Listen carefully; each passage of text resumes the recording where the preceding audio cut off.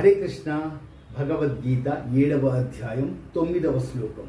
పుణ్యో గంధః పృథివ్యాంచ తేజచ్ఛాస్మి విభావసౌ జీవనం సర్వభూతేషు తపశ్చాస్మి తపస్విషు.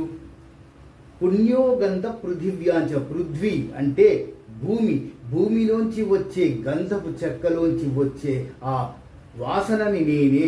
అంటే గంధపు చెక్క ఎంత అద్భుతమైన వాసనని ఎంత దూరం వరకైనా వస్తుంది. అలాగే తేజశ్చాస్మి విభావసౌ. అగ్నిలో ఉండే తేజాన్ని నేనే అంటున్నారు. జీవనం సర్వభూతేషు. సర్వభూతేషు అంటే సర్వ ప్రాణులయందు, అన్ని ప్రాణులలో ఉన్న తేజస్సు అంటే జీవశక్తి, జీవాన్ని అంటే ఇంకా కరెక్ట్ చెప్పాలంటే చైతన్యాన్ని, సమస్త ప్రాణులలో ఉన్న చైతన్యాన్ని నేనే. తపశ్చాస్మి తపస్విషు. మహారుషులు వాళ్ళు తపస్సు చేస్తారు, ఆ తపశ్శక్తిని కూడా నేనే.